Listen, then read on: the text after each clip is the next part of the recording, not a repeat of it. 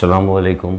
मैं हूं फैसल मोहम्मद और आप देख रहे हैं हमारा YouTube channel views of Faisal Mohammad.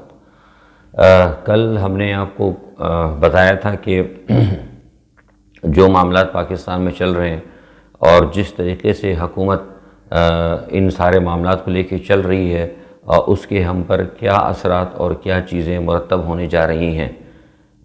इससे पहले कि मैं आपको आगे इस हवाले से बात करूं, आपसे रिक्वेस्ट करूंगा कि आप बराह करम हमारे चैनल को सब्सक्राइब करें और सब्सक्राइब करके अगर आपको हमारे व्यूज़ और हमारा तज्ज़िया अगर पसंद आता हो तो उसे लाइक ज़रूर करें और कम से कम अपने दोस्तों में उसको शेयर ज़रूर करें, ताकि हमें जो बात हम बड़ी कोशिशों से आप तक पहुंचाना चाहते हैं और जो हम ये समझते हैं अपना फ़र्ज़ कि आप तक असल और सही हकीकत पहुँचे, हमें कम से कम इत्मीनान हो सके कि हम आपको अपनी बात पहुँचाने में किसी हद तक कामयाब हो रहे हैं।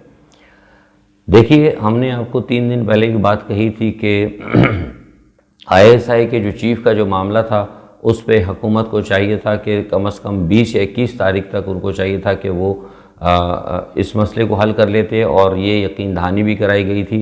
और हमने भी आपको कहा था, हमारे जो ज़राए थे उस वक़्त वो रावलपिंडी के कोई ज़राए थे जिनसे हमें ये बताया गया था कि 21 या 22 तक जो है ये मामला हल कर लिया जाएगा।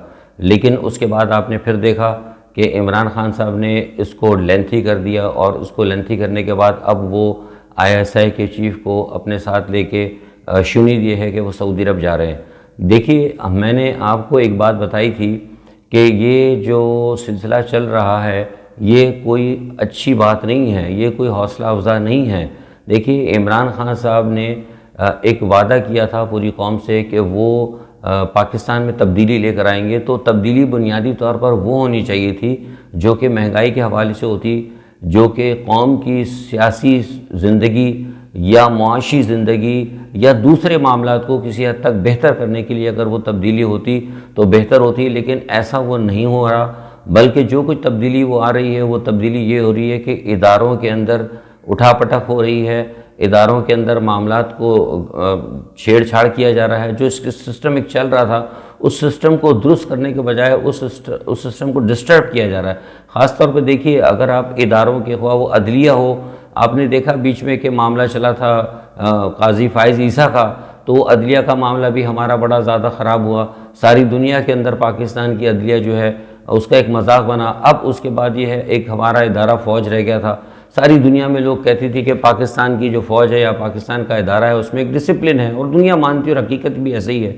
लेकिन अब उसके बाद जो तमाशा यहाँ भी शुरू हुआ है वो भी बहुत गलत है। देखिए, मैंने एक चीज़ आपको बताई थी कि इमरान खान साहब ये चाहते थे, और मेरे बयानात भी जिन्होंने पढ़ा होगा उनको मैंने वजह बताई भी थी कि बुनियादी तौर पर इसकी वजह क्या बनी। वजह ये बनी कि इमरान खान साहब ये समझते हैं कि जनरल फैज़ जो है वो इनके लिए बहुत बेहतर है। अब किसने इनको मशवरा दिया, कोई रूहानी मामला था या क्या था, अभी मैं उस बहस में नहीं जाऊंगा क्योंकि पाकिस्तान में तो रूहानियत का मसला बड़ा चल रहा है, मैं पहले भी आपको बताता रहा हूँ। बहरहाल उनकी कोशिश ये थी कि किसी तरीके से वो यहाँ पर रहें।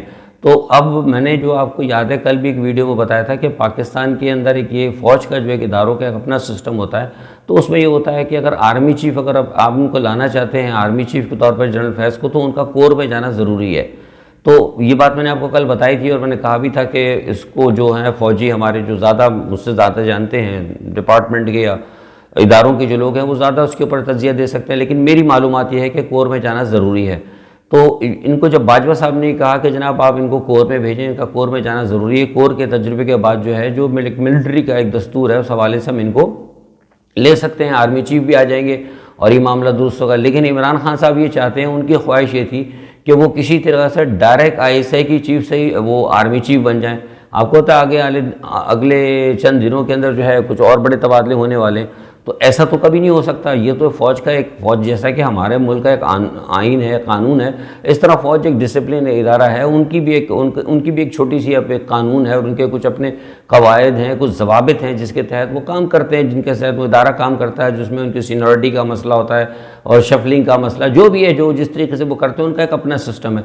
लेकिन इमरान खान ने उसको पूरे सिस्टम को तब्दील करने की कोशिश की, पाकिस्तान में तो तब्दील नहीं कर पाए वो सिस्टम, फ़ौज के सिस्टम को। जैसे अदलिया के अंदर गड़बड़ हुई आपको पता है, इस तरह वो फ़ौज के सिस्टम को गड़बड़ करने की कोशिश की। उन्होंने कह दिया कि नहीं जी, वो डायरेक्ट जो है ना आप ऐसा करें कि जो ISI की जो टेन्योर होती है उसी को ही आप कोर बना दें।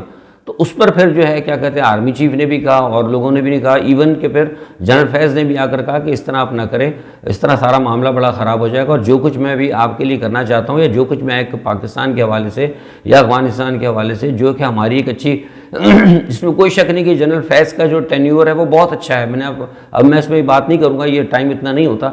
उन्होंने बहुत सारी बड़ी अचीवमेंट किए हैं, बहुत अचीवमेंट उन्होंने किए हैं, इसमें एक आध का भी मैं आपको जिक्र भी दूंगा। तो गो कि ये बात बिल्कुल दुरुस्त है इमरान खान की, मैं मानता हूँ। लेकिन सवाल ये पता है कि हर चीज़ का एक तरीक़ेकार होता है। गलत तरीके से आप करेंगे तो वो जब मामला गड़बड़ होगा तो फिर वो जो है सारा सिस्टम जो है ना गड़बड़ हो जाएगा उससे। तो ये चीज़ें जो है ना समझने वाली बात थी, लेकिन वो नहीं समझे और फिर दोबारा वही कर दिया कि समरी आ गई थी, समरी पड़ी रही और वो जनाब उनको लेके सऊदी अरब चले गए। अच्छा, अब तमाशा ये हुआ कि वहाँ से आपको मैंने IMF का भी बताया था, आपको याद होगा। हमने कहा था कि IMF के अंदर बहुत सारे तजिया निगार कर रहे थे कि वो बातचीत हो जाएगी, सब कुछ हो जाएगा। हमने कहा था कि कुछ नहीं होगा। असल में ये तयशुदा मसला है, IMF का मसला हो, FATF का मसला हो, ये सारी बातें तय की जा चुकी हैं। पाकिस्तान के ऊपर उन्होंने पाबंदियाँ लगानी हैं। मैं तकरीबन 3 महीने से आपको कह रहा हूँ, लेकिन हुकूमत को भी बता रहा हूँ कि आप अपने मामलात को दुरुस्त करें, आप इसको आसान ना समझें। पाकिस्तान देखिए, अमेरिकन सेनेट ने पाकिस्तान के हवाले से बात की, बिल्कुल क्लियर, उन्होंने इसमें कोई ढकी छुपी बात नहीं है। उन्होंने साफ पाबंदी लगाने की और पाकिस्तान के खिलाफ सख्त इक़दाम करने की उन्होंने वो इंडिया उन्होंने दे दिया। ये FATF का जो मामला है, जो ग्रे लिस्ट है, IMF का जो मामला है, ये सारे का सारा मामला जो है ये सब उन्हीं के कहने पर हो रहा है। आपको पता है, मैंने पहले बताया कि FATF की जो गवर्निंग बॉडी है उसके अंदर इंडिया बैठा हुआ है। IMF के अंदर जो बहुत सारे लोग हैं उसके अंदर इंडियन लॉबी मौजूद है। पाकिस्तान ने तो सिफारती सतह पर कोई काम किया ही नहीं ना। मैं बुनियादी तौर पर आप लोगों को इसलिए कौम को बताना चाहता हूँ कि कौम कम से कम बाहर कौम निकले, लोग जो जिनके भी ताल्लुकात हैं, लोग सारे तो बेखबर नहीं है ना। बहुत सारे जो आप लोग मेरे सुनते हैं, जो व्लॉग सुनते हैं, जो मुझे मशवरा देते हैं, बहुत सारे उसमें ज़हीन लोग हैं, बड़े बड़े लोग हैं जिनके अपने राब्ते हैं। तो मेरा कहने का मकसद होता है, जब हम आपको खबर वहाँ से लेके आते हैं तो हमारे बताने का सिर्फ मकसद ये होता है कि आप लोग अपने तौर पर, अपने ज़राए के तौर पर लोगों के अंदर ये एक क्या कहते हैं सोच पैदा करें, अपने ज़राए के ज़रिए कोशिश करें कि हुकूमत को कम से कम कुछ प्रेशराइज़ किया जाए सही मसले पर, सही आगे चीज़ों पर की तरफ चलने की वजह से। मतलब हुकूमत को प्रेशराइज़ गलत तरीके से तो किया जा सकता है, जैसे वो प्रेशर डाला जा रहा है, तहरीक लब्बैक की जानिब से डाला जा रहा है या PDM की तरफ से डाला है, तो प्रेशर तो आ रहा है ना हुकूमत की तरफ से। तो अगर अपोजिशन प्रेशर डाल सकती है तो जो मुहिब वतन लोग हैं, जो इमरान के गिर्द अच्छे लोग हैं, जो इस मुल्क का भला चाहते हैं, तो वो भी तो कहीं ना कहीं प्रेशर डाल सकते हैं ना। ज़रूरी नहीं कि रोड पर आकर डालें, बहुत सारी जगह होती है। तो बुनियादी तौर पर हमारे कहने का मकसद ये, जो हम आपको बातें बताते हैं, जो मैं आपको वीलॉग देता हूँ, उसके वीलॉग देने का मकसद ये सिर्फ कि मैं आपको बाखबर करना चाहता हूँ, ताकि मैन टू मैन यानी एक ह्यूमन टू ह्यूमन जो एक होता है ना राब्ता, ये बड़ा अहम होता है। ये लोगों का हमारे अभी तक पता नहीं, लोग समझते हैं कि बस सिर्फ आप रोडों पर आ जाएंगे और गाड़ियाँ जलाएंगे तभी हुकूमत में प्रेशर पड़ेगा। नहीं, आप अगर ह्यूमन टू ह्यूमन अगर आप अगर एक राब्ता रखेंगे, अगर सही बात होगी उसको लोगों में फैलाएंगे, लोगों में डिस्कस करेंगे, तो लोगों में खुद शऊर पैदा होता है। तो ये बड़ी चीज़, ये तब्दीली लाने के लिए तरीक़ाकार बड़ा ज़रूरी होता है। खैर, बहरहाल कहने का मकसद ये था कि ये सारे मामला जो हो रहे हैं ना, ये बड़े ख़तरनाक हैं और आप इसको बहुत सारे तजिए निगार कह रहे हैं कि वो मामला दुरुस्त हैं। कोई मामला दुरुस्त नहीं है, मामला खिंचाव की तरफ जा रहे हैं और बहुत ज़्यादा हालात ख़राब हो रहे हैं। और मैं आपको ये खबर अपनी दे रहा हूँ कि सफारती ज़राए से हमें पता लगा है कि कुछ बड़ी ताकतें जो हैं वो ये चाहती हैं कि पाकिस्तान के अंदर अब निज़ाम पलट दिया जाए। मतलब पलट से बता दिए कि वो उनकी कोशिश है कि एक दफ़ा मार्शल लॉ आ जाए। ये मैं आपको बड़ी अहम खबर दे रहा हूँ, मैं मुल्क का नाम नहीं लूँगा। किसी ताकत ने ये एक शोर या एक दायरे जो भी है पाकिस्तान में, उनको ये मशवरा दिया है कि जनाब ठीक है, आप इस निज़ाम को पूरा पलट दें। अब उस निज़ाम को आया उस ताकत के कहने पे पलटा जाता है, नहीं पलटा जाता, क्या होता है, ये मेरा काम अभी इस वक्त नहीं है इस पर बात करना। लेकिन हालात जो है ना, इमरान खान उस तरफ खुद लेके जा रहे हैं। देखिए, एक बात आपको याद है, मेरे तबसरों को ज़रा गौर से सुना करें और पूरा सुना करें। मैं बहुत सारी बातें क्लियर नहीं करता। मैंने बार बार कहा है कि कुछ मामला ऐसे होते हैं कि मैं इशारतन देता हूँ, दूसरे लोगों की तरह बात नहीं कर सकता जैसे कि दूसरे तजिया निगार करते हैं। आपको एक बात याद होगी कि मैंने पहले भी कहा था कि FATF का मामला और IMF का मामला है, ये आलमी एक प्लान है और इस प्लान के अंदर, इस पूरे मामला के अंदर भारत की डिप्लोमेसी जो है ना वो बड़ी कामयाब रही है। भारत हर जगह कहीं ना कहीं मौजूद है। और आपने देखा कि जब भारत ने FATF के अंदर हाथ डाला तो पाकिस्तान को उसने ग्रे लिस्ट में रखवाया और पाकिस्तान को टफ टाइम दिया। जब भारत की लॉबी मुतहर्रिक हुई तो IMF के ज़रिए पाकिस्तान को प्रॉब्लम्स हुई। और मैं आपको बता रहा हूँ कि ये लोग कह रहे हैं ना कि बड़ी खुशखबरी, मुझे हैरत की बात हो रही थी कि वो स्टेट बैंक के गवर्नर कहते कि खुशखबरी मिलेगी कि हमें कर्जा मिल जाएगा। सूद के ऊपर कर्जा उठाना ये खुशखबरी नहीं होती, ये बदकिस्मती होती है कौमों की। तो इससे आप अंदाज़ा लगा सकते हैं। लेकिन अब जो सबसे ख़तरनाक बात होने जा रही है वो ये है कि भारत ने एक नया ट्रेंड अभी चलाया है, और ये अभी अमेरिका, बरतानिया, यूरोप और कई बड़े ममालिक के अंदर जो एजेंसीज़ हैं या जो कोई भी जहाँ जहाँ भारत के सफारती मामलात हैं, वहाँ पर भारत ने एक नया ट्रेंड ये चलाया है। उसने कहा कि पाकिस्तान के अंदर चूँकि इस वक्त हालात बहुत ज़्यादा ख़राब हो रहे हैं और इमरान खान और जनरल फैज़ जो है वो मुकम्मल तौर पर तालिबान को सपोर्ट कर रहे हैं, और इमरान खान जनरल फैज़ को इसलिए नहीं जाने दे रहे कि बुनियादी तौर पर जनरल फैज़ जो है वो तालिबान की हुकूमत को या इस इलाके के अंदर तालिबान को पावरफुल में या ताकत में देखना चाहते हैं। तो उन्होंने एक नया ये शोशा छोड़ा है कि अब जैसे हमेशा भारत पहले भी छोड़ता रहा है कि पाकिस्तान के न्यूक्लियर हथियार जो हैं, ये न्यूक्लियर टेक्नोलॉजी वो कहीं ना कहीं तालिबान को दी जा सकती है, क्योंकि तालिबान के गिर्द घेरा तंग हो रहा है और तालिबान अब बड़ी कामयाबी के साथ अफ़गानिस्तान में आ गए हैं। अगर इस मरतबा भी अगर खुदा न खास्ता तालिबान को डिफीट हुई तो पाकिस्तान के लिए बड़े ख़तरात पैदा होंगे। लिहाजा अब ये फ़ैसला पाकिस्तान ने किया है कि वो तालिबान को इंतहाई ख़तरनाक हथियार दें। अब ये प्रोपेगेंडा जो है भारत की जानिब से हो गया और भारत ने इस पर रिपोर्टें देनी शुरू कर दी हैं। तो ये मैं आपको वक्त से पहले बता रहा हूँ। तो ये सारी चीज़ें जो है देखना पड़ेगा। मुझे समझ में नहीं आता कि ये इमरान खान साहब या उनके जो हवारी जो हैं, जो मुशीर हैं, ये किस तरफ लेके जा रहे हैं पाकिस्तान के अंदर। जो मैंने आपको भी जो सूरत हाल है जो आपको बताई है IMF की और FATF की और अमेरिकन कांग्रेस की और सारे जो मामला आपको मैंने बताए, ये सूरत हाल इतनी अच्छी नहीं है। ये सूरत हाल पाकिस्तान के लिए बहुत ज़्यादा ख़राब है। तो दूसरी एक बात यह है कि शौकत तरीन साहब का आपको मैंने बताया था कि वो भी सऊदी अरब भाग के सऊदी अरब पहुँच गए, और मेरी समझ में नहीं आता कि ये सब क्या ये करने लगे हैं। और दूसरा आपको पता है कल जो अफसोसनाक वाक़या हुआ है उसके बारे में कल हमने आपको बता ही दिया था कि जो तहरीक लब्बैक निकली, और हमने एक आपको इशारा ये भी दिया था कि तहरीक लब्बैक वालों को भी कहा है कि वो जो है शोहदा मस्जिद जो है, जो लाल मस्जिद है, जो शोहदा फाउंडेशन है, उनके लोगों को अपने से दूर रखें। उनके ऊपर बहुत ज़्यादा सवालिया निशान है। मेरा सवालिया निशान नहीं है, मैं आपको गैर मुल्की हवाले से सफारती ताल्लुकात जो सफारती वायद से उनके ज़रिए बताता हूँ, उनके ऊपर बहुत बड़े सवालिया निशान है। अगर कहीं तहरीक लब्बैक के अंदर ये पता लग गया कि शोहदा फाउंडेशन शामिल थी या सारा मामला हुआ, तो फिर तहरीक लब्बैक के ऊपर एक बहुत बड़ा इंटरनेशनल जो है वो लोगो लग सकता है, तो जिसकी वजह से पाकिस्तान में एक बहुत बड़ा क्योस पैदा हो जाएगा। मैं उस तंजीम का नाम नहीं लेना चाह रहा, ना मैं उस पर बात करना चाह रहा हूँ, क्योंकि हमारे कुछ रिस्ट्रिक्शंस होती हैं, समझने वाले समझ जाएंगे।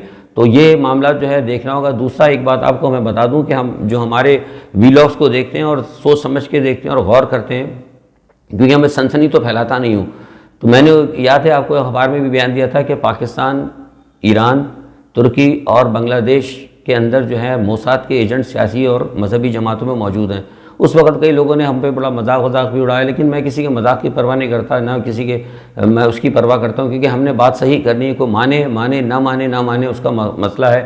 हालात और वक्त जो है ना खुद ब खुद बताते रहते हैं। अब आपने देखा कि तुर्की के अंदर 15 जो है मोसाद के एजेंट पकड़े गए। मोसाद के एजेंट हर जगह मौजूद हैं। अगर मोसाद के एजेंट ईरान में ना होते तो वो आपके जो ईरानी साइंसदान, मैं नाम नहीं लूँगा, उनका असैसिनेशन नहीं होता। और पाकिस्तान में बहुत सारे जो मामलात होते हैं उसके अंदर भी कहीं ना कहीं मोसाद की या रॉ की जो है मतलब एफिलिएशन या उनकी मुश्तरका जो है कार्रवाई शामिल होती है। लेकिन ये जो अभी पकड़े गए हैं, इसमें बता दूं आपको कि अल्हम्दुलिल्लाह हमारी जो ISI है ना पाकिस्तान के अंदर, बहुत सारे ये अब लोग कहते हैं कि भाई वो हमारे यहाँ कहाँ पर हैं यहूदी एजेंट या मोसाद के एजेंट। तो हमारी जो एजेंसीज है ना, एजेंसी पाकिस्तान की जो खुफिया इदारे हैं वो पकड़ लेते हैं, और पकड़ लेने के बाद फ़र्क ये होता है कि वो बताते नहीं हैं। बहुत सारे जो होते हैं ना उनको नहीं बताया जाता, क्योंकि इसमें बहुत सारे सिफारती मामलात होते हैं। इस तरह मतलब ये एक जिसे कहते हैं ना कि वो बेवकूफ़ानी क्या कहते हैं इसको, एक शेखी वाली बात कि जनाब हमने फ़लाँ पकड़ लिया और ये कह, कुछ चीज़ें होती हैं जिनको बता दिया जाता है और कुछ चीज़ें आती हैं जिनको मुल्क और मुल्की मफाद के अंदर छुपा दिए जाते हैं। तो बहुत सारे हमारे यहाँ भी एजेंट ऐसे पकड़े होंगे, हमारे खुफिया पकड़े होंगे क्या, बल्कि पकड़े हैं और उन्हें नहीं बताया गया और वो गायब हो गए, मतलब मिसिंग पर्सन में डाल दिए गए। तो ये जो अभी तुर्की के अंदर जो 15 आदमी पकड़े गए हैं, इसके अंदर भी हम ये तुर्की की एक दोस्त, अब मैं ज़्यादातर लोग समझ जाएं, तुर्की की एक दोस्त मुल्क की जो एजेंसी है उसका उसमें किरदार था। उसने, क्योंकि आपको मैंने पहले भी बताया था, इस पर बात कर चुका हूँ कि दोस्त मुल्कों की जो है एजेंसियाँ जो है शेयर करती हैं, इवन के जो दुश्मन मुल्कों की एजेंसियाँ उनके साथ भी मामला कहीं ना कहीं शेयर होते हैं। तो तुर्की के साथ ये मामला शेयर किए गए थे, जिसकी बुनियाद के ऊपर तुर्की ने कि 15 या गालिबन 14 या 15 जो है मोसाद के एजेंट पकड़े हैं, जिसकी वजह से एक धचका लगा है। और वो तुर्की के दोस्त, इसीलिए तुर्की को उस दोस्त मुल्क के साथ उठा के FATF में ला के ग्रे लिस्ट में फेंक दिया गया है। अब आप समझ गए होगा सारी बात जो मेरा कहने का मकसद है।